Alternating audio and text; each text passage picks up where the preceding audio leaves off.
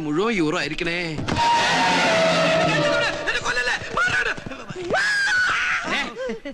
ഇത്രയും പ്രായമായില്ല, ഒരു പാവനെ കണ്ടിട്ടാണ് പേടിക്കുന്നത്.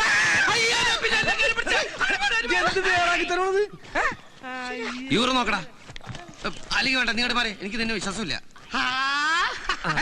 അതിവിടെ എല്ലാം എന്റെ അനിയന്റെ. നിന്റെ അനിയന് നിന്നോട് സ്നേഹമുണ്ട്. അതൊന്നും കോച്ചല്ലേ, ഇത് ക്രീമാ. ക്രീമിക്കൊള്ള മരുന്ന്. കുട്ടേട്ടാ, ഇത് മുഴുവൻ പാവകളാ. എനിക്ക് തോന്നണത് അവൻ ജർമ്മനിയിലെ തൃശ്ശൂർ പൂരത്തിന് പാവക്കച്ചറോന്ന് പണിയുന്നതാണ്. അയ്യോ, കരുതാക്കൂടെന്ന് പറയില്ലടാ. എന്റെ ബലമായ സംശയം ഇമാതിരി പാവക്കുട്ടികൾക്ക് അവിടെ പറയുന്ന പേരായിരിക്കും ഈ യൂറോന്ന്. അതുകൊണ്ടാണ് നീ യൂറോ ഉണ്ടോ എന്ന് ചോദിച്ചപ്പോൾ അവൻ യാന്ന് പറഞ്ഞത്. കുട്ടേട്ടാ, ഇതുണ്ടോ നല്ല അടിപൊളി പൂമ്പാറ്റകള്. എന്തേനു എന്നെ കൊണ്ടേ പറപ്പിച്ച് കളിക്ക്. സരസ്വന്റെ കയറ് പെരുമാലയ്ക്ക് വരാം, അവൾക്കും കൊണ്ടേ കൊടുക്കും കുറച്ച് പൂമ്പാറ്റകളെ. അതോടെ അവളുടെ പ്രശ്നം തരുകി, അവളും പറപ്പിച്ച് കളിക്കട്ടെ. മനുഷ്യരുടെ ഭ്രാന്ത് പിടിച്ചിരിക്കുമ്പോഴോ അവളുടെ പൂമ്പാറ്റകള്. എന്നോട് ദേഷ്യപ്പെട്ടിട്ട് ഞാൻ എന്നാ പിന്നെ ഞാൻ ഇവനോട് ദേഷ്യപ്പെടാം.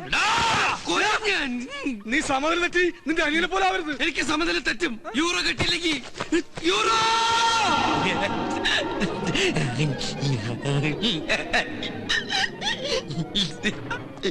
ഇവൻ എന്നെ കൊണ്ട് പോകുള്ളെന്ന് തോന്നണേ. അവൻ ഇങ്ങനെ നോക്കി നിൽക്കുമ്പോ നിനക്ക് വല്ലതും തോന്നുന്നുണ്ടോ? നീ എന്താ ഉദ്ദേശിച്ചത്? ഐ മീൻ പൂച്ച മത്തിത്തല കടിച്ചു പിടിച്ച് കൊടണ പോലത്തെ ആ സുന്ദരമായ ചിരി എന്തൊരു ഐശ്വര്യദായകമാണ്. നോക്കണ കുട്ടാ, കങ്കാരുവിനെ പോലെ വയറിലൊരു ബാഗ് ഫിറ്റ് ചെയ്ത് കുട്ടാ കിട്ടി, യൂറോ കിട്ടി. എവിടെ നോക്കുമോനെ, ഈ കഥ കൊണ്ടുപോണത് ആ കങ്കാരു ബാഗാ. Euro euro. ഇങ്ങനെ ഒരുത്തനെ ബുദ്ധിയുള്ളവർ പറഞ്ഞു വിടുമ്പോൾ യൂറോ പെട്ടിയിലാക്കി കെട്ടുകളിലാക്കി കൊടുത്തു വിടില്ല. ഒന്നുകിൽ 1000 യൂറോകളാക്കി, അതാവില്ല, ഒരു ഡ്രാഫ്റ്റ് എടുത്ത് ആ ബാഗിൽ വെച്ച് കൊടുത്തു വിട്ട് കാണും. അങ്ങനെയാണ് സാധാരണയായി ജർമ്മനിയിലും പരിസര പ്രദേശങ്ങളിലും കണ്ടുവരുന്നൊരു ബുദ്ധി. അല്ല, ബാഗ് അവന്റെ ഇല്ലല്ലേ, അവൻ തരൂ? നിന്റെ ഈ ആക്രാന്തത്തിന് തല്ലിപ്പൊളി ഇന്ത്യൻ ഭാഷ ചോദിച്ചാൽ തരില്ല. That's Germans. എന്റെ സ്നേഹത്തിന്റെ ജർമ്മൻ ഭാഷയിൽ ചോദിച്ചാ അവൻ തരും. അത് തരാൻ പറ്റില്ല. അതുകൊണ്ട് നീ ആദ്യം TUF എന്നാലേ അവൻ ഓഫ് ആകൂ. ഡയലോഗ് കേട്ട് കഥ പോയി TUF ഇടും.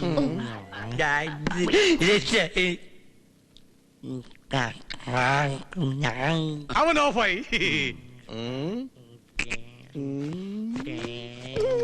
ആകാശമേനോ മോനെ, അച്ഛന്റെ ചന്ദ്രേട്ടന്റെ ചക്കര കുട്ടാ.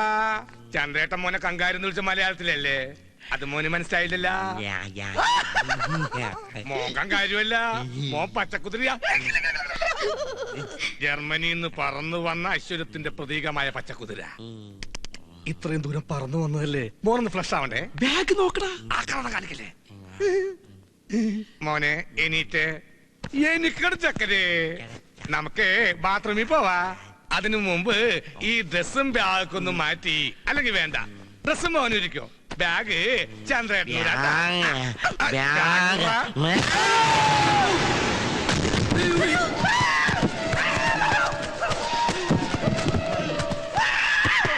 ഞാനങ്ങനെടുത്തി ഇത്ര നേരം മുകളിലുണ്ടായിരുന്നല്ല. ഒന്നും പറ്റിയില്ല.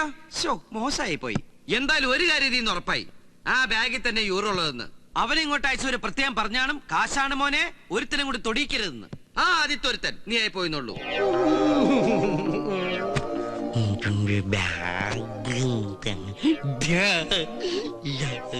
കുട്ടേട്ടനൊന്ന് ചോദിച്ചു നോക്ക്, ചെലപ്പോ തരും. എന്തായാലും ഏട്ടനല്ലേ. അത് ശരിയാ, രക്തം രക്തത്തെ തിരിച്ചറിയുന്ന. എന്തേനു രക്തത്തെ തിരിച്ചറിയും. അങ്ങനെ തിരിച്ചറിഞ്ഞോണ്ടാണല്ലോ എയർപോർട്ടിൽ വെച്ച് എന്നെ കണ്ട ഉടനെ ഹലോ മൈ ഡിയർ ബ്രദർ എന്ന് പറഞ്ഞ് ഓടി വന്നിട്ട് അമ്മയുടെ സമ്പാദ്യമായി ഏട്ടന് വേണ്ടി കരുതി വെച്ച 1,00,000 യൂറോ ദാ പിടി എന്ന് പറഞ്ഞ് എന്റെ കൈ തരികയും അതിൽ നിന്നൊരു 500 യൂറോ എടുത്ത് ഞാൻ ഈ പോക്കലിട്ട് തരികയും ചെയ്ത് താൻ മറന്നുപോയ കോമഡി കളവാ. മൂക്കിൽ വരലിട്ട് കൊല്ലു അതിനെ. അല്ലടി, ഞാനൊന്ന് ചോദിച്ചു നോക്കിയാലോ? എന്തായാലും ഞാൻ എന്റെ ഏട്ടനല്ലേ. ആകാശ് മോനു, ആകാശു, കാശില്ലാത്തൊരു പാവം ദരിദ്രവാസിയല്ലേ നിന്റെ ഏട്ടൻ. മോന് വേണ്ടി എടുത്ത് ഈ വീടിന്റെ കാശ് ദേ നോക്കി. ഏട്ടന്റെ ഒരു കുഞ്ഞു ലൈന ഈ നിമ്മിക്കുട്ടി. ഇത് വാങ്ങിച്ചു തന്നതാ സരസുവിന്റെ കയ്യിൽ നിന്ന് കയറുപിരി മാല. അതെടുത്ത് കൊടുക്കാൻ കുറച്ച് കാശ്. കാശെന്ന് മലയാളത്തിൽ പറഞ്ഞാൽ നിങ്ങളുടെ ജർമ്മനിലെ യൂറോ. ഈ യായായാലും എനിക്ക് അത്ര വിശ്വാസം ഇല്ല കേട്ടോ. ബാഗ് മോൻ കഴുത്തി തന്നെ ഇട്ടോട്ടാ, ഊരണ്ടേ. ഏട്ടൻ അതിന്ന് മെല്ലെ കാശ് എടുത്തോളാട്ടോ. കുട്ടേട്ടാ, ഒരു കാര്യം ഉറപ്പായി, യൂറോ അതിനകത്ത് തന്നെ ഉണ്ട്. ഇപ്പോഴാ എനിക്ക് മനസ്സിലായത് ഞാൻ എങ്ങനെയാ താഴെ പോയതെന്ന്.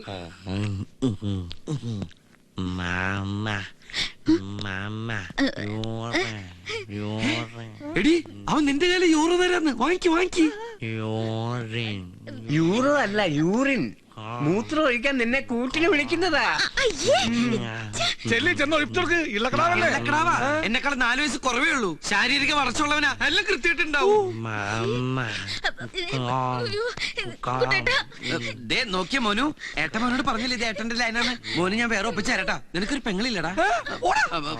മോൻ ഈ പിടി വിട്ടിട്ട് ദാ ആ ഉണക്ക കമ്പയിലേക്കാണ്ട് പിടിച്ചോട്ടാ. വാ പൊടിച്ചത് കണ്ട കൂട്ടെ മൂത്രം ഒഴിപ്പിക്കണോ. ഞാനോ? താൻ ഒഴിക്കണ്ട, അവൻ ഒഴിച്ചോളൂ. സൂക്ഷിച്ചൊക്കെ കൊണ്ടുപോകും. ഒറ്റയ്ക്ക് പോയി മൂത്രം ഒഴിക്കണ പട്ടി. ഇപ്പൊ അവൻ നിന്നെ ശരിക്കും മനസ്സിലായി. ഒറ്റ കീറിണ്ടല്ലോ. ഏത് നേരത്താണ് ഈശ്വര ഇതിന് ജർമ്മനിയിൽ നിന്ന് കുറ്റം പറിച്ച് പോരാൻ തോന്നിയത്? ഈ സാധനത്തിന് എത്ര നാളാന്ന് വെച്ചാൽ നമ്മൾ തീറ്റിപ്പോ മാറ്റം കട. രണ്ടിന്റെ ഫേസ് ഒരേപോലെ ഇരിക്കണ. ഇനി ഞാൻ എവിടെ ശരിയാവില്ല. എനിക്ക് വീട്ടിൽ പോയി നീങ്കിലും പോയി രക്ഷപ്പെട്. ഫുഡ് വേണമെന്നാ പറയുന്നേ. ഓ, വയറ്റിന് കുറച്ച് ഒഴിച്ചറിഞ്ഞപ്പോ വയറ് തിരിച്ച് ഫില്ല് ചെയ്യാനുള്ള ചെക്കൻ്റെ ഒരു ആക്രാന്ത. ഞണ്ണാമല്ല ഇരിപ്പുണ്ടോ അവിടെ? മേശ, കസേര, കട്ടിന് തുടങ്ങി യൂറോപ്യൻ ക്ലോസറ്റ് വരെ ഉണ്ട്. അതൊക്കെ മതിയാവോ ജർമ്മൻ? ആ പൈസ പൈസന്ന് ഫുഡ് അടിക്കാനാ കൊടുക്കണ. ഇനി അതിനും കാശ് ഞാൻ ഉണ്ടാക്കണം. പിന്നെ ഞാൻ ഉണ്ടാക്കണോ? നിന്റെ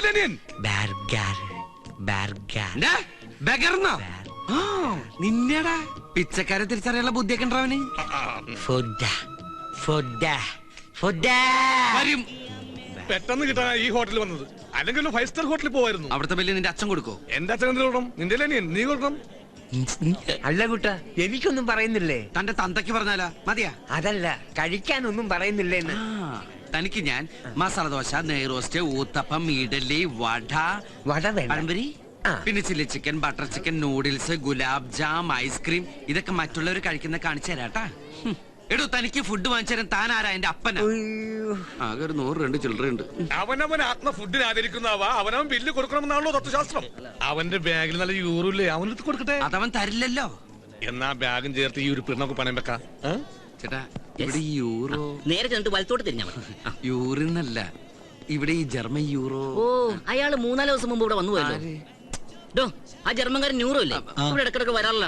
അയാൾ ഇപ്പൊ എവിടെ ഉണ്ടാവും? അതെ, ചേട്ടനോട് ഞാൻ ഒന്നും ചോദിച്ചിട്ടില്ല. എല്ലാം മാച്ചളഞ്ഞേക്ക്. ഞാൻ ഈ വഴിക്ക് വന്നിട്ടേ ഇല്ല. ഇത് കുറെ നേരമല്ലോ ഇടക്കിടക്ക് ഓർഡർ പറയാൻ ഞാൻ ജഡ്ജിയാ.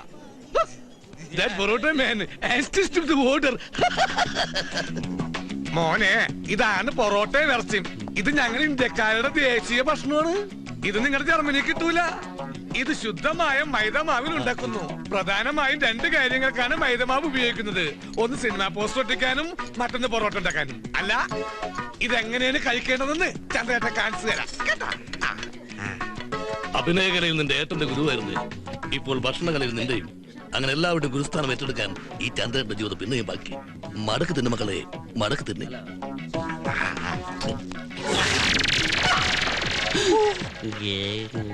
പോയെടുക്ക് വേഗം വേഗം.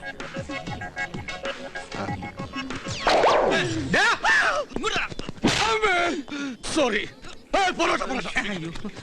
എവിടെ വന്നടാ? ഹലോ, ഞാൻ പറഞ്ഞു. നീ എവിടെ പോണ്? അത് അത്യാവശ്യം ഫോൺ വന്നു. ഇപ്പൊ വരും. ഫോൺ റിംഗ് ചെയ്യാൻ കേട്ടില്ല. അത് അയാള് നിന്റെ ചെല്ലക്കടിച്ചില്ലേ, ആ സൗണ്ടിൽ കേക്കാഞ്ഞതാ. വന്നു. എടാ, നീ പേടിക്കണ്ട. നിങ്ങൾ കഴിച്ച ബെല്ല് വരുമ്പോഴേക്കും ഞാൻ എത്തുന്നേ. എന്ന് എന്തടാ, എന്നെ നിനക്ക് വിശ്വാസമില്ലേ? എനിക്ക് നിന്നെ വിശ്വാസം ഉണ്ട്. അതാ ചോദിച്ചു. ഇവിടെ നിന്ന് ഇപ്പൊ പോയ ഏത് മാസം തിരിച്ചു വരുമോ? പോടാ അവിടെ. നീയേ അവന് വയറാഴ്ച ഫുഡ് വാങ്ങിച്ചു കൊടുക്ക്. പിന്നെ അയാൾക്ക് വാങ്ങിച്ചു കൊടുക്ക്. അല്ലെ അയാൾ നിന്നെ പിടിച്ച് കഴിക്കും. നീയും വെറുതെ ഇരിക്കണ്ട, നീയും കഴിക്കേ.